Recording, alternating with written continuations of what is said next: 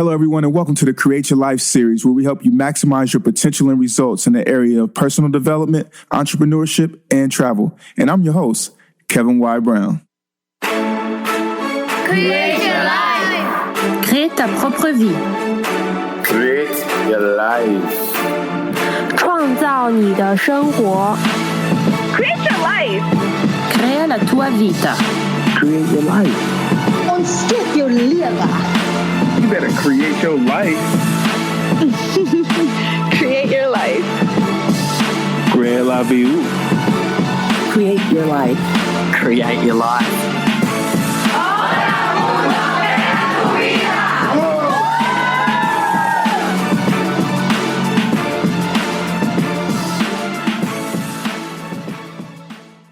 Beautiful people, this is the Create Your Life series. I'm your host, Kevin Y. Brown, and I am excited to be with you here today. Today is going to be another one of those amazing interviews that we've been having, for the last 2 years.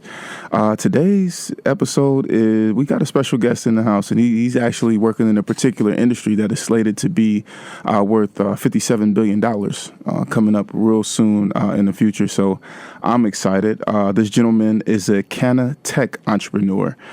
He's the founder of Dutch Compass, which is a business intelligence software and data consulting firm for the cannabis industry. He has used his background in mathematics to help companies create value in technology and data throughout the emerging cannabis space. Spiraling from opportunities as a consultant, he founded and started a company called Jade Insights, which is a turnkey business intelligence and supply chain analytics web app for cannabis industry operators. That was a mouthful. But he is also the co-founder of Revel, which is a cannabis technology showcase that highlights some of the most innovative companies and entrepreneurs in the legal marijuana industry. Rooted in all that he does, he is determined to advocate for medical marijuana, patient access, and to ensure the legal cannabis industry is equitable to communities hurt the most from the war on drugs. That's deep. The war on drugs. That was a very critical moment for certain communities here in this country, especially. So, beautiful people, I'm talking about none other than Mr. Jacobi Holland. Jacobi, please say hello to the Create Your Life family. Well, hello. Thanks for having me here, man. Dude, I'm excited. No, thank you for taking the time out of your day, to come on. It's been a long time coming. I was definitely talking to you about coming on the show all the way back in September when we first met. So definitely happy to have you here. You're in an important industry, man. One that I think as, being here in America, we've seen a lot of changes happen in this particular industry. Right. Originally from Colorado, which is a state where marijuana is now legal. Yep. Man, tell us a little bit about growing up, because you're like, before legalization and post-legalization. So tell us a little bit about, your journey coming up in Colorado, how, marijuana may have affected your family and, Sure. Born and raised in Colorado, was in Ohio for a quick little bit. Okay. But, the cannabis industry kind of really came to light in 2009 for me. Mm-hmm. And so that's basically when I finished high school. But up until then, really wasn't something that I saw as a user. I wasn't in that scene too much, but had kind of cousins and relatives that kind of had success self-medicating, whether they knew that that's what they were doing. Mm-hmm. Also getting in trouble for just possession, selling very small amounts, and kind of getting caught up into unfortunate situations. Mm-hmm. But never really thought much about the industry from that perspective, besides the fact that, it's just something illegal that we shouldn't do, and maybe that's their fault. As I got older, realizing that it's not so cut and dry. That this plant is not really as harmful as the stigma that I kind of forced to believe. Mm-hmm. And, Colorado is a very just kind of, relaxed, kind of chill state as far as to go. And it makes sense why it was on the forefront of legalization, just because the people there are relatively, calm and easygoing.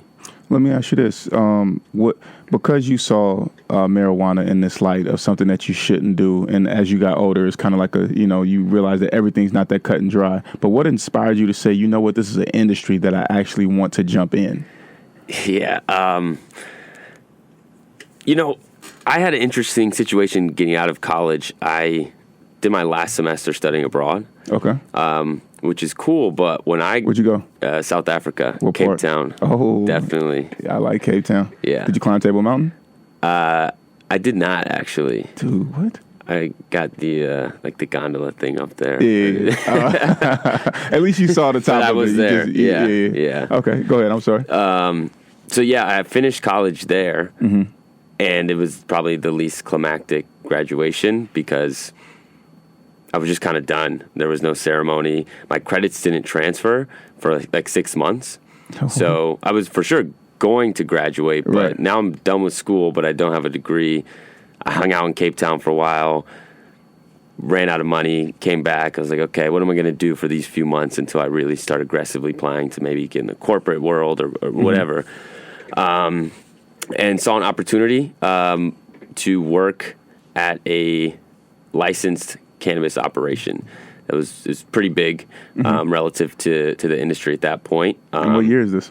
This would be 2014. Okay. Yeah, so it just passed recreationally in Colorado, and things are really starting to move. Right. And, I figure I have to get a job just to do something right now before I really go into this corporate world I thought I wanted to do. Where can I just learn as much as possible? Something that I didn't learn in school that's going to be valuable. And I saw this industry. I saw an opportunity to get involved with the ground floor. And when I say that, the job was as a facilities maintenance guy. Oh, wow. So you were really on the ground floor. Yeah. Okay. I was just fixing grow tables, replacing, it was indoor, so replacing lights, doing basic plumbing, irrigation stuff. But I really learned the ins and outs, from inception of cutting clones and seed pops all the way up to extracting the product in like butane or CO2 to make concentrates, which we could go into a whole nother. Dude, I mean, right now you're like speaking a whole different language. I don't know what you're talking about. What is a clone? What is the CO2? Like you gotta help us for that. Those of us that don't know what you're talking about. So just the very basic understanding of the supply chain.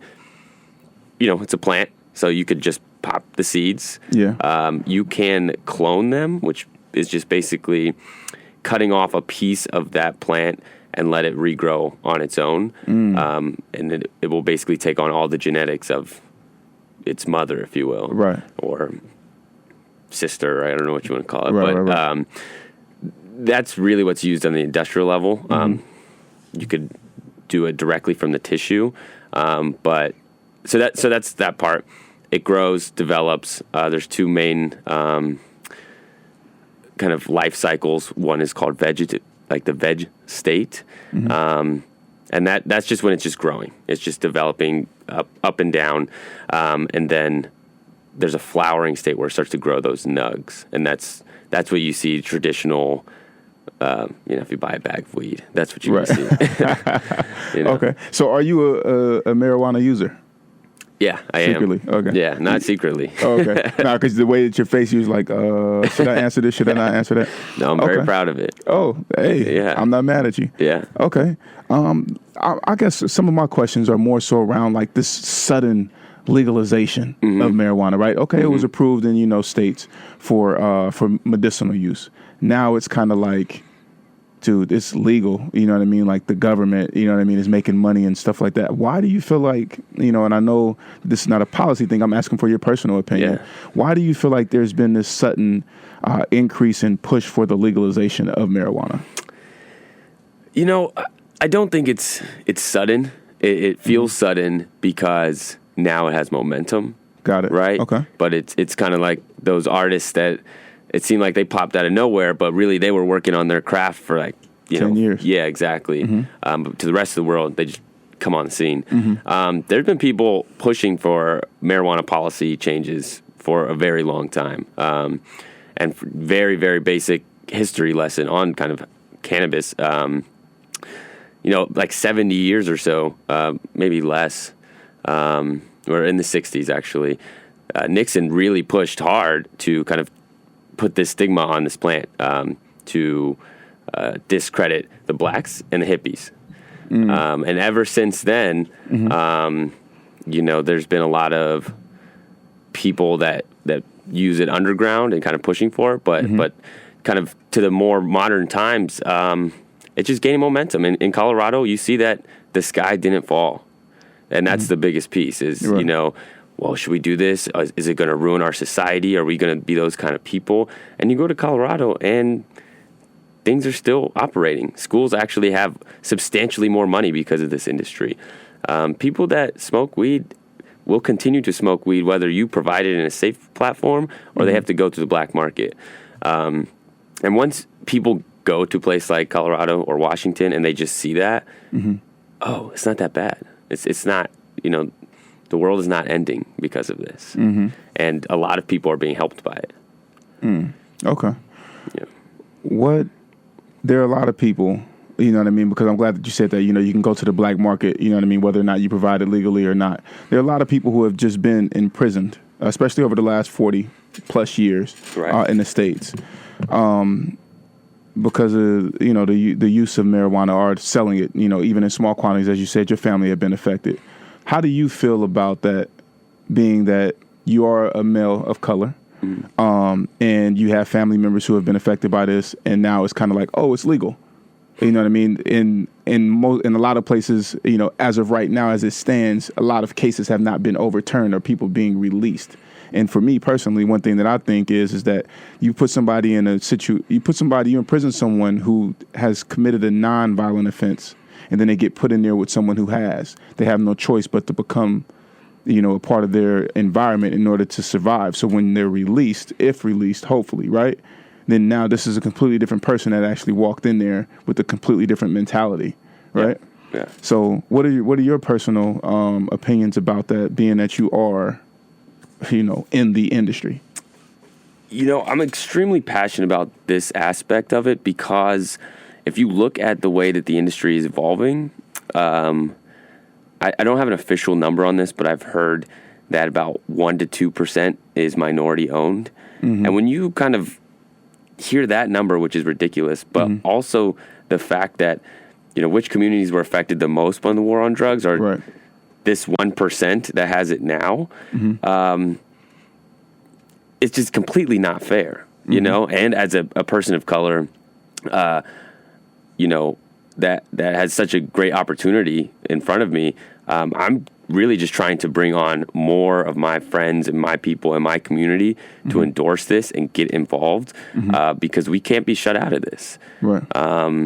It has affected my family. It's affected, tons of our families. And it's an opportunity to, for lack of a better phrase, get some sort of reparations from it. Take advantage of the fact this has come. And Seattle just recently, they're leading the forefront on overturning, right? Right. They just said within all marijuana offenses like of the last 30 years, they're going to go back and look at it and potentially let a lot of those people out for that. So I mean that's a huge win, and hopefully we see more of those kind of things in other cities. I feel like it's like a win with the asterisk.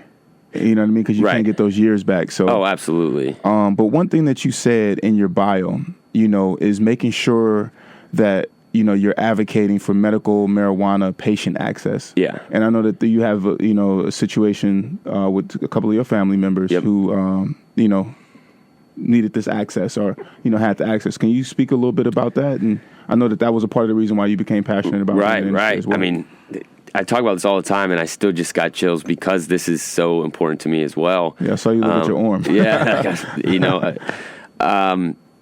So I've had family members that had cancer. One specifically out here in New York, my Uncle Fred, he was battling for about 7 years. And, he go ups and downs on these chemo processes and, a lot of things. And I was not involved. I don't want to, put the wrong image there. He was struggling through most of this on his own. And, he would explain to us that cannabis was kind of the only thing that could relieve his nausea, his lack of appetite, his stressors. And so he was a frequent user from the black market. As a result, we found ways to make sure that he had what he needed, because he was in New York where, at the time, there was no medical program. When he passed away in 2016, there was a medical program, very new, nascent. I mean, still very new, and pretty restricted. And that wasn't really an option for him. It was expensive. It's a long process. He needed stuff right at that moment. And so I came out here to actually help him in his final months in hospice. Oh, wow. And, he's in the hospital. You can't just, smoke a joint in the hospital. That's not going to fly. And when he's on bed rest, you have... It was unfortunate that it wasn't really easy for him to get the products that he needed. When, he's getting tons and tons of pills, right, every hour, but he can't get access to this. To the thing that he actually needs. Right. And so that leads me to ask this question, right? There are a few drugs that were once legal, you know what I mean? Like methamphetamine, MDMA, cocaine, heroin, and LSD that were actually in everyday products. But these drugs were later found out as harmful, right? Even cigarettes, you find out tons and tons of years later that it's harmful. Right. Now those products are illegal. Do you foresee anything like this coming down the road with marijuana? Potentially. The thing about the marijuana industry in general is that there really is not a lot of research yet, because it has been, kind of cut off. And there are scientists that are really pushing the forefront and want to understand this plant more. But from the information that I'm gaining and hearing, there are a lot more pros than cons, right, ultimately. I don't know what might come down later that we find out was not good for us, but I can tell you, putting pesticides on marijuana is normally not going to be good for the end consumer, especially if you're smoking it. Right. If it's in a regulated environment, and tracked, that you're inhaling a relatively safer product, right, as opposed to if you buy on the block from some person that, do you know where that came from? No, you or what they absolutely used to don't. grow it? Exactly. So do they have different strands, right? Absolutely. Of marijuana. And I guess my question is that now that it's becoming more of a governmental type thing, or, just more of a thing that industry, right? I'm wondering, are there any alterations being made to the plants? Yeah. You know what I mean? And and how will that affect people, you know what I mean? Kind of like long term, right? Let's say 20, 30 years from now, it's legal. Everybody does it now. And then it's kind of like. Right. So to the first point of the different strains, and that really takes me to our group Revel. We bring in, cannabis tech entrepreneurs and scientists. And one group we brought in, CYLS Bioscience, they're mapping all of these different strains, hundreds and hundreds of strains that have evolved. Altering the plant phenotypes or genotypes is nothing new. People have been breeding plants underground for hundreds of years, and so that's how you come up with these different strains that have these crazy names. Right. Is somebody mixed a couple, took a mom and a dad, put them together, and came out with something that had amazing profile and called it whatever. So what's the craziest name that you've heard so far? Craziest name? Or a couple of them. Well, it's interesting, like green crack, right? That's a strain name. Okay. It's a good product. But now that it's coming, to traditional consumers, a soccer mom is probably not going to want to buy green crack. Right. So it's interesting seeing how some of that has to change. I want to say sorry for your loss in regards to your uncle as well. I appreciate it. I appreciate it. I definitely, we kept going. I'm like, hold on, stop. Man. No, much appreciated. Gotta pay respects, Yeah. I guess a question for that I want to ask you is right now there is a huge opioid crisis going on in the States, right? And marijuana is seen as a gateway drug to other drugs oftentimes. So do you have any strategies or tips that you would like to, or that you could give out, at least, maybe like 2 or 3, for people to make sure that they don't switch and go on to stronger drugs if they are using marijuana for medicinal or for, legal purposes? Yeah. The first piece I would say is marijuana is not a gateway drug. Okay. In fact, there are a lot of people that have success weaning off of opioids with marijuana. Okay. And when you look at the pros and cons of each respective way to deal with pain or whatever, marijuana is definitely a safer option to what we understand so far. In terms of getting involved with heavier drugs, I think that if you're chasing a high, you can go down a path that can be very dangerous. And marijuana may be something that you try in order to find some fixation. But I think by using marijuana just by itself does not necessarily set you up to then try cocaine and then heroin and then, you're addicted to crack. I think that's a misconception that's kind of been pushed on us. Well, I can, not from experience, but from observation, direct observation, and direct tales from some who have gone down that pipeline to heroin, to, other things. I can definitely say that, we might be getting 2 different narratives. Sure. So, not to say that you're wrong or that I'm right or I'm right and you're wrong. But yeah. I've seen it as well. I don't want to act I'm like not saying never this is the happened. sole reason, or that, but it's definitely something that does take place. So I think just being, I guess, upfront, or, just somebody, who smokes regularly, you've done a good job of making sure that you're not chasing highs. I guess that's a good way of putting it, right? Chasing the high. Yeah. We got to make sure that we're not chasing there's also narratives that aren't told of brilliantly successful people that have been underground marijuana consumers that did not, go down some other path of drug abuse that are killing it in their own respective worlds. Without blowing up anybody's spot, are there any people who you can name kind of like out who? Off the top of my head, people that are not in like Montel Williams. Okay. So I heard him talk. He has MS, and that dude is working. He works hard. Right. And I can only try to imagine how difficult that must be for him. And he has a regimen of different types of cannabinoids or different marijuana products that he uses. And I respect him and commend him. And I intentionally, personally try to change the narrative of kind of like a stoner. There's people that smoke weed or consume the product that are really, doing their thing. I have to say this. I did the research, and I'm happy to know this fact. I'm actually excited for you and where you're at. A recent Forbes article said that spending on legal cannabis worldwide is expected to hit $57 billion by 2027. So you in the right industry, brother. But the adult use recreationally, the market will cover about 67% of the spending, and the medical marijuana will take up 33%.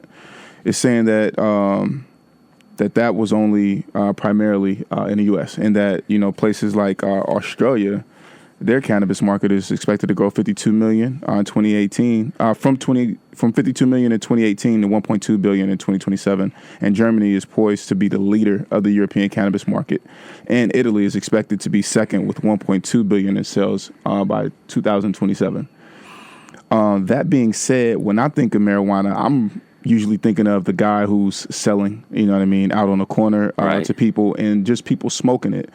But you're on the data side of things. So explain to me why, number one, you decided to go into the data aspect versus the selling and being a grower. And then why is data such an important part of the marijuana business? To address the aspect of why I went the route that I did, I studied applied math. I understood data. Mm-hmm. I tried to grow my own plants, and they died. Okay. That wasn't my calling. The data side was just more interesting, more my expertise. It's interesting how the industry is evolving, where, like you said, you just kind of think about the person on the block selling, dime bags to, right. Whatever. But now there's all sorts of different products in terms of consumable products, different ancillary devices and tools to help you either consume or, put it on your body or whatever. And tea? There's tea. I mean, if you can name it, somebody is working on it. They got pillows? I'm just Ooh, I don't think I've heard that one yet. Yeah, I don't know. I just made that up. Okay. Yeah, I mean, I could go more on the data side of it. It's really interesting because you brought up all of these different countries. Yeah. And, where do you get your bananas from, right? You don't go source them. Somebody imports them from probably Colombia or the Caribbean. South America or something. Right, and then you go to the grocery store and get it. Mm-hmm. Like marijuana right now is being grown in Colorado in indoor facilities that spent a ton of money recreating that little light that we have in the sun, in the sky. Right. That's really not going to be the way it is. The reason they have to do that is because they only can do that in Colorado. Once globalization kind of takes effect, you're going to grow marijuana in Colombia at huge volumes and ship it to the U.S. So it's going to be very interesting how this starts to play out. A lot of people were like, oh, I want to become a grower. They'll reach out to me, and that's cool. But, think a little bit bigger. Are you going to grow an indoor facility that has 10,000 square feet? I mean, I don't know. Okay. So that makes sense. So you just got the eye for the future of where this industry is going. And that's essential. I mean, I like to think so. I'm betting that my foresight is correct. Right. My hypothesis. Yeah. That the hypothesis is where it is. Okay, so real quick before we cut to a musical break, how did being on the ground floor help you at your initial job out of college, help you found Dutch Cannabis, which is your first company. Right now you're running 3. Right. So how did that help you? Consulting? Actually kind of going back to how we started with my uncle, I had a very good understanding of what had to happen at the facility. Mm-hmm. At that company, I built software for them later. So moved up the value chain immensely when I had custom software for them. And how did you stop? How did you even get to the point where you're like, I'm going to create custom software for these guys? Did you tell them or did you just do it on your own? It was a blessing. Things happen, good, bad, but they happen. I hurt my shoulder snowboarding. I couldn't work on the ground floor anymore. I told my boss, look, put me in front of a computer for a month. I'll be immensely more valuable. It's like, what exactly you're going to do? And I was like, I don't completely know, but I just started asking him questions. How do you do this? How do you do this? What is this? Learning the things I didn't know. I was like, okay, I can fix that. The big one that's kind of really driven everything else is I asked him, why do you grow so much of this strain? There's hundreds of strains to pick from, and we grow a lot of this. How do you decide? He looked at me. He's like, this one, this grower likes that strain, so we do it. From then on, I realized, okay, this needs to be data-driven. Right, because he didn't know exactly he didn't have a real reason for it. Right, exactly. Very interesting. That's very interesting. So I built tech to help answer those questions. So you built tech for them, then you jumped out, and what we're going to do is we're going to cut to a musical break, and then we're going to come back because I got to find out more about how you go from, building tech for this company into jumping out and saying, hey, you know what? I should be a consultant. Let me found Dutch Cannabis, and I even like the name Dutch Cannabis. Because a lot of times people are putting it in the Dutch. What's in the Dutch? So, beautiful people, if you have any questions for Jacobi about the cannabis industry, please call in. Beautiful people, this is the Create Your Life series. I'm your host, Kevin Y. Brown, and we are here with Mr. Jacobi Holland, CEO of Jade Insights, Dutch Cannabis, and Rebel. So, Jacobi, before we left, we were talking about how you basically ended up getting into the software aspect of the cannabis industry. And I wanted to go back even to, into the next step. You know, you built this custom software for the company that you were working at because you were hurt your shoulder, in a snowboarding accident. And so you did that. You built the software for the CEO. Basically, we're plugging in because they were growing things that they didn't know why they didn't have the right reasoning. From there, you became a consultant with Dutch Compass. Mm-hmm. Tell us about that transition of going from, Yeah, I mean, honestly, it was just situationally. I was in New York taking care of my uncle. I had told my employer at the time, I'm going to go to New York. I don't know when I'm going to be back. I don't know, what's going to happen. I'm happy to quit. You could fire me. I could work remotely. I could train. I'll do whatever has to happen, but I'm going to New York. Mm-hmm. He said, cool, work remotely.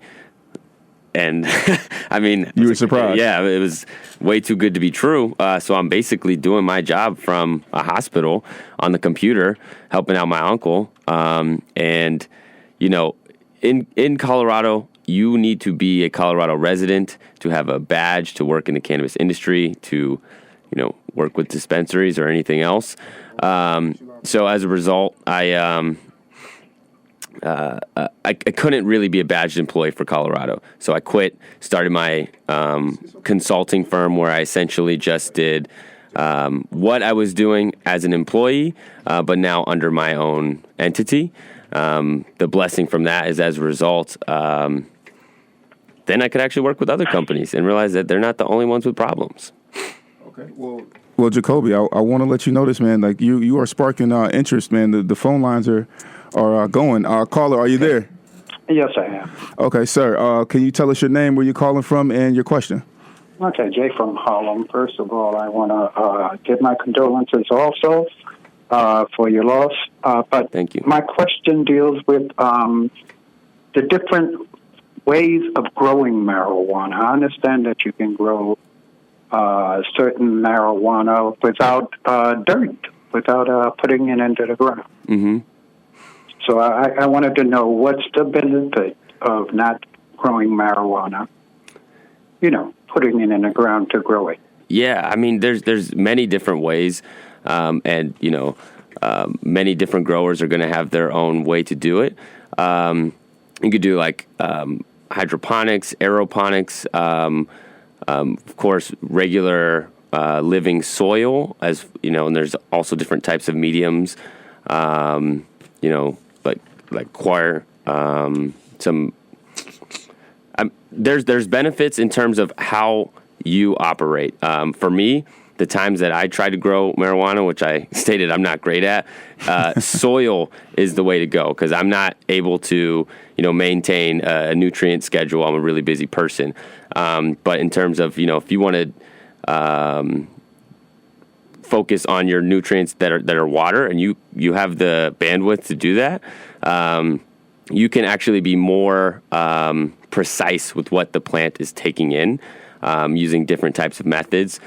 You can train the plant to, grow wide, grow tall, all different types of methodologies based on, your environment, what you have around you, et cetera. So I hope that helps a little bit. Yeah, it does. And the last part of the question is, I think maybe if you explain to the people the benefit of knowing how to, when you stated that you were in charge of making the repairs, mm-hmm. and those lamps, and the things that you need in order to maintain the quality of the plant. Maybe if you would explain how important that is, it wouldn't maybe shorten the, I would say the so-called suspicion about marijuana just being, like the basic understanding of smoking it just being something that people do. There is, to me, a health benefit. Okay. Right. Okay. All right. And bye-bye, and thank you so much. All right. Thank you so much for calling in. Okay. Bye-bye. All right. Bye. All right. Well, Kobe, man, you got people calling in, man. They want to know, how do you grow it? Can I do it without the soil? That being said, man, so you were talking to us about Dutch. You know what I mean? Right. Your boss let you come out here. You were doing your thing. So how does Dutch turn into Jade?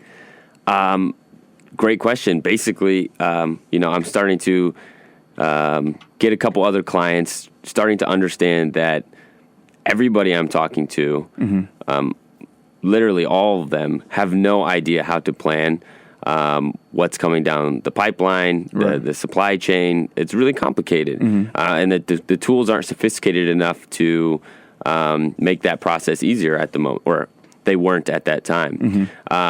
So instead of just doing these one-off contracts, I had an interest of many people saying the same thing, and it just kind of clicked. I need to start a software company instead of just consulting. So I linked up with my partner, and luckily he's substantially smarter than me. And it's always a good thing. Yeah. And he's just, driving the tech side. Okay.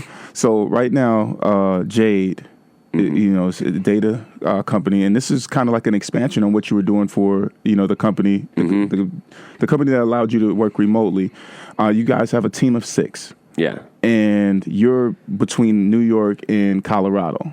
And I know your business development person works here in New York with you, but you say that your CTO is in Colorado. Yeah. So how do you, and you're the CEO of all 3 of these things going on, we'll talk about Revel in a second. How do you make sure that your team is communicating and is operating, you know what I mean, on schedule, on time, and in sync when you're in between planes? You got a personal life, you know what I mean? Like, how do you keep all of this stuff together? I'm so curious, because this is a challenge for me, and I just live here. Yeah. Slack. Okay. That's important for us. We say our office is Slack. Really, it's important for everybody to be on the same page of our goals and objectives for, whether that's the quarter, the month, the week, the day, what is essential for us to get to the next step of our respective company. And we communicate that, hold people accountable. We are all completely remote. And so then kind of the traveling back and forth, I'm on the ground in Colorado, talking to clients, getting understanding, getting user feedback, trying to get new clients. I'm in, New York, having conversations with, people I want to invest in our company and partnership relationships that we want to do. And it's just, making sure we understand our objectives, what needs to be accomplished to get to the next step, and everybody then can kind of sort of play their part. And you're running your company. Your company is actually a startup, a tech startup. And so you're actually going out and applying for funding. Yeah. Right? Or getting funding, should I say, because you've gotten some funding. Yeah, a little bit. Could you give us a couple strategies that have helped you to obtain funding and what it is that you're doing? I mean, full transparency, this for sure something that I'm learning right now. But having those conversations with potential investors, and I wouldn't even say potential investors, with anybody that is interested, and treating everybody as if they are valuable for your company. Once again, having those objectives very clear and transparent. When I sit down with somebody, hey, I think we need X to get to Y, and this is, how we're going to do that. You can either believe that this is the case, these assumptions are true, or you don't believe it, and maybe you don't want to invest. But my objectives are very clear, and what I'm trying to do to get there is very clear. And if you're down with that, cool. If you're not, that's also cool. But being transparent about that.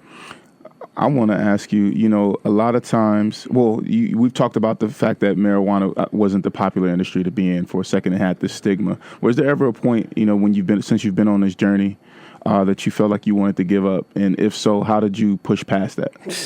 This morning? I mean, all the time. A lot of my friends, they graduated college at the same time, great careers, living much more comfortably. Yeah. Where I'm working on weekends. I don't go out a lot.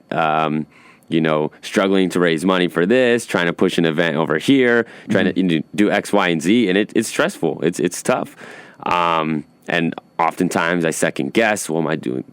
Is this the right way to go? Is this really what I stand for? Yeah, so I feel that every day. The way I get through it, I guess, I have a very basic philosophy that as soon as I wake up, every single day, I'm thankful. And I just literally think of the reason I'm thankful at that moment. And you know, that alone has, you know, really made me realize how much I have. And once I put that in perspective, the hard stuff doesn't really matter. You just push through it. I love it. All right. Well, my next question to you is can you swim? Can I swim? Yeah, I can swim. Okay. I mean, I'm just checking because we're about to jump into the dolphin tank, man. Okay. So, you know what I mean? I hope that you can swim. You know, you're not swimming with sharks, but you're swimming with dolphins. To be fair, I have swam with sharks. Oh. But not dolphins. So... What kind of sharks did you swim with? Well, to be fair, I was in a cage. In a cage? I was in South Africa? Yeah. Okay, yeah, I did it too. Okay. Like 2 hours from Cape. Yeah. Okay. Yeah. Similar experience. We'll have to talk about that. It was good. The Great White bit our cage. No way. Yeah, on the side of the boat. It was kind of crazy. Did you do it off the side of the boat? Or you were like, side of the boat. My finger was out and accidentally touched it. Oh, you were a brave soul. I mean, that wasn't on purpose. So you went beyond the red line. Yeah, my hands were just out on it. Yeah. No, sir. All right, so first question, rapid fire right now. Okay. Go. Top tech that you're using to make your business run smoothly. Slack. Okay, cool. Favorite quote or motto? Read more, learn more, change the world. I like that. Who's that by? Nas. Okay, love it. Might be Change the Globe. From I Know I Can? I Know I Can. Yeah, exactly. I was like, from I Know I Can. I know that song. Okay, favorite book or most impactful book that has had the biggest impact on you? There's other books I've liked more, but 4 Hour Work Week really flipped the entrepreneur kind of switch in my mind. Got you. 3 jewels you would tell someone looking to create their best life? Be grateful. Grind. You got to keep on working. And number 3, believe in yourself. Love it. Okay, so what's next for you? And tell us a little bit about Revel and when the next event is. Revel is basically a showcase of other entrepreneurs, scientists, technologists doing amazing things in the cannabis industry. So we host quarterly events. Our next one is actually going to be July 18th. Okay. Yeah, so we just had one. It was April 12th. Yep. Sorry, I missed it, but I do remember the date. Well, I appreciate that much. So our next one is going to be about cannabis and the body, different aspects of how it reacts with your body, what different products do to you. So that will be coming up in New York City. Okay. Yeah. All right. And what's next for you? What's coming up for Jacobi? For me, we're raising money for Jade to really take it to the next level. And, you know, essentially we're providing supply chain analytics for the cannabis industry to help them optimize. So for me, it is those relationships, getting new clients, getting more money to push this to the next level. I mean, that's my main focus right now. Okay. So how can we keep in contact with you? You can find me on social media. For Jade, it's Jade, Jade Insights. It's at that for Instagram, Twitter, Facebook. You can find me on Instagram. It's complicated. It's only _ WAN_Jacobi. JACOBI. Yeah. Right. Okay. Cool. You know what? There's a couple more questions that I really got to ask you. What are your goal setting methods, and how do you make sure that you're accomplishing your goals every year? So a relatively new method that I find extremely successful is we do OKRs, which are objectives and key results. So I figure out where we're trying to go, and then figure out ways to measure whether I was successful or not over whatever time period. And then anytime there's decisions that need to be made, I can reflect on those OKRs and is this aligned with that? And then, you know, personally in the mornings, I just literally think about what I have to do. I focus, think about how I'm going to get it done, and then just go do it. Okay. All right, cool. Well, Jacobi, I'm sorry. That works. Yeah, that works, right? Kobe Bryant, that's my favorite player. It's time for the turnaround, man. So you are now completely in control. Create Your Life family. You know what this means. This means that this brother has the opportunity to ask me any questions that he wants, and the floor is all yours. All right. I mean, I see you out here working, man. I want to know, how do you do all this? You have so much to do in such a little bit of time. How do you manage your time? Yikes, how do I manage my time? All right, so I have time slots set up on my calendar. So that helps a lot. And then also what I've more recently started doing is actually setting up a list of things that I want to accomplish throughout the week. Like tomorrow, I've already made up in my mind probably tomorrow into Tuesday, I'm actually going to turn my phone off and I'm literally going to edit videos for like 2 days straight. Wow. Yeah, because we have a lot of video footage, and of course I have some help from the interns, but we have some video footage, and so I'm like, we need to get this footage done. So it's a matter of really just shutting out the distractions and focusing on what your, like you said, your OKRs and what, you know what I mean, what it is that's actually going to push the needle forward. One of my friends, he talked to me about the impact difficulty matrix. Have you ever heard of this? I don't think so. Oh, so he talked to me about this recently, and so I'll get it to you, and I'll provide the links for you, Create Your Life Family. But it's essentially figuring out what tasks are, high difficulty, high impact, or low difficulty, low impact, et cetera, et cetera. So figuring out what's the wins and what's actually going to push things forward. Right. And so now looking at things through that scope, it's easier for me to say, okay, this needs priority of time versus other things. So that's, you know what I mean, really been my compass as of lately. I got to admit, turn the phone off. I love that. I love being on the plane. Mm-hmm. That's when I get a lot of work done. Oh, yeah. See, here's the funny thing about that is I'll actually put my phone in airplane mode and set my timer on my phone in 30-minute increments. And that, man, dude, that, like, when you know that timer's going, you're like, I got 30 minutes to do this. Yeah. That's how I got your questions done. No, literally, for the show, I literally put my phone in airplane mode, and I said, I'm focusing on Jacobi's questions for, 30 minutes. Now, I did a 30-minute slot, and I had a nice chunk of them, and then I said, you know what, let me do another 15. But just that isolated, just focus, man, it just makes a huge difference. Yeah. I get some more questions? Of course. Okay. How do you designate vacation time to yourself? To be honest with you, man, I don't really take vacations. Even when I'm on vacation, I'm not on vacation. So I get that. That's a tough one. Is it bad? I think that it can be. I mean, I will say this, is that some days I'm just like, you know what? I just need to chill. Right. But that's when it's, you know what I mean, amassed. And so I'm like, you know what, I'm just not going to do nothing today. But that's few far in between. Yeah, daycation. Yeah. So I probably get more of those versus like, oh yeah, let me go and take 2 weeks. Like when I'm in foreign countries and it's like 2 weeks, like please believe I'm still, working. The episodes got to come out, all of that stuff. How about for you? How do you designate vacation? I think unplugging is extremely important. Yeah. So in a month, well, even in the day, I'll take 20 or 30 minutes of just intention to not do anything. And that doesn't mean watching TV or something. Just think. I think we don't do that enough. There's so much going on. There's always so many things.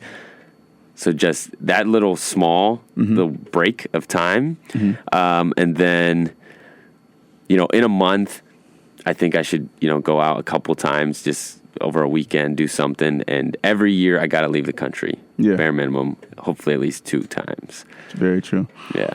Something else that I have implemented as of lately that has really been good is that I have I have a alarm set in my calendar and on my phone to stop working at 10 p.m. No matter what I'm doing at 10 p.m., stop and take those last 2 hours, because I try to be in bed by 12.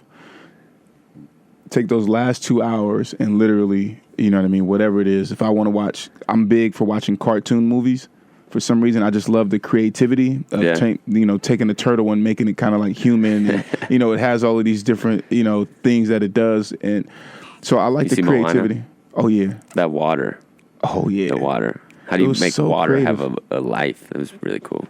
So creative, and then just really celebrating the symbolism of the tattoos in the movie, and the guy, him actually coming to understand that his responsibility is bigger, and that he wasn't necessarily responsible. Of course, you can tell I watched it. I love that movie. Yeah, and so it's like you taking the time out to do those small things for yourself. It actually helps. I feel like with your mental wellness, of not being so exhausted from working, from sun up to sundown, because the balance, right? You know what I mean, is super important. I'm guilty of working way too late into the night, but I won't take meetings until 10 a.m. unless I have to. Absolutely. That's so, work out, do my email, knock out some work before, because you can get started on the meeting schedule and then just not even get back to work the whole day. Dude, I hate when my days go like that. That was my Friday.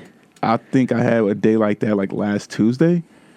No, yeah, it was Tuesday. Tuesday we just went away, and I was like, man, you know what? Because I was so excited to get work done. Right. And everything just kept going and going, and it was just one of those days where you don't have control, right. But you're blessed to have the opportunity. So, you just count your blessings. So that was definitely a thing. Definitely a thing. Once again, you said it, being thankful for that. The fact that you're in that situation is better than not being in that situation. You're trying to make your dreams come true and there's too much going on. That's a good thing. Yeah. And I think also, you have to double down and say, okay, what's the priority here? Absolutely. Because sometimes you can definitely get pulled in different directions. And another way that I stay, that I keep my day, my days organized, I have a morning routine that I really stick to. And it's actually called ambitions. That's like my word, ambition, right? But that is so, it really guides my life. So I do that like on a daily basis, and those things are good. And I also have this audio of Kevin Garnett. This audio, really? It excites me, dude. I'm going to play it for you. Create Your Life, family. I will play this audio for you. He basically is talking about how he prepares, or how he used to prepare for like Antonio McDyess, Tim Duncan, and all of these guys who are like I hear big the time Nuggets players. reference. Right. Yeah, oh yeah. And whatever happened to that guy, man? McDyess was an animal. Yeah. And so, he's talking about all of these great other power forwards and centers. But he talks about, being willing to do the hard work, that everybody else isn't doing, and people calling them crazy and people not understanding them, and you're weird and this, that, and the other. And he's talking through the process. And so like the other day I was on my live and I literally was listening to it for like an hour or two straight on repeat. I'm working there and it's 10 o'clock and I'm hungry. As a matter of fact, some days I do work past 10 o'clock. I'll be 100% honest. And so I'm near in my office and I'm working and I'm working and I'm working. I'm hungry, but I'm like, man, this dude, I'm just listening to this. Oh, there's no time off. I'll eat later.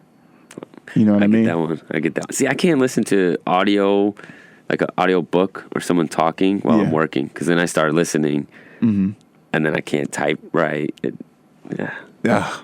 Well, man, I will tell you this, dude, that he definitely, you know what? I can't even play it on air because it's cursing in it now that I think about it. So I'll have to actually personally edit it in order to get the cursing out. But it's that preparation, man, that eye of the tiger. And I feel like that's the difference. You know what I mean? That's what makes the huge difference for us, as we're, going towards our endeavors. Yeah. You got more questions, man? You got a couple more minutes, so we can still keep conversing. Okay. What is your take on the cannabis industry? To be honest with you, I don't know much about it in terms of the actual business of it. I have a friend, an acquaintance who's out in Nevada who has a huge company. He's a grower, actually. So he's a part of that 1%. I think for me, I am really looking at how it's become okay. And then I'm looking at the communities that, were destroyed by the laws, by the war on drugs. And so I'm very curious to see how that's going to play out when people are released. And then they're coming home, are their records going to be expunged? Because, it's super hard to get employment once you, become a felon or this, that, and the other. And then I'm thinking about people who might have been locked up for a weed possession or something like that, right? But then it became this snowball effect. And so now they got into more serious crime. So it's like, how do you undo that? That's a tough one. Right. It's super tough. But what you're talking about is generations of families who have been broken apart because of this thing that is now okay to do. And I'm pretty sure there are other references throughout history, that somebody else could probably make an argument about where, that would say, well, if you say it for this, then you have to say it for that. But I'm looking at it in the way that it disproportionately affects, my family, your family, and the families of people, who we've grown up around. So I can appreciate that perspective. One of the biggest reasons I'm in it, man. Yeah. Is try to drive that change and, that economic boost for our communities. I can honestly say too, man, having the opportunity to speak with you here on the show sheds a different light on it for me to more so have more of a curiosity about it and be open to more conversation and understanding about it, right? Because it does have this stigma, but I'm now seeing that, hey, you know what, you're in the game because you're passionate about it and passionate about the communities, you know what I mean, that were affected by it. So this is bigger than just, let me make money or, hey, you know what I mean, I smoke, right? So I think that's, I personally feel like that's huge. So I'm glad. That's kind of the image I want to be projected. I want people to at least be curious and find out information. Then if you want to make a judgment to any direction, cool. But, get educated. All right. Come to a Revel event. Hey, exactly. So, and you said July 18th, right? Yes, sir. Okay, cool. Well, Jacobi, man, thank you so much for being on the show, bro. It was a pleasure. A pleasure. Appreciate you. All right, well, Create Your Life family. Super happy to have y'all here with us today. Hope you enjoyed this show. Matter of fact, I know you did. And so, tune in soon. Talk to you. Beautiful people, if you enjoyed this episode of the Create Your Life series, be sure to download it from our podcast, which is available on createyourlifeseries.com, iTunes, Stitcher Radio, and Google Music. Also, be sure to leave a review of the podcast. You can catch us live on Sundays from 5:30 to 6:30 p.m. Eastern Standard Time via 90.3 FM in New York or on Facebook Live at facebook.com/KevBrown1. We encourage you to participate in the conversation on Facebook or call in at 212-650-6903. Follow us on Instagram at CYLS Series and at Kevin Y. Brown. Be blessed, and we'll see you back here live next week. Create your life. Crée ta propre vie. Create your life. 创造你的生活。 Create your life. Crea la tua vita. Create your life. Ontsteek jou lewe. You better create your life. Create your life. Create la vie. Create your life. Create your life.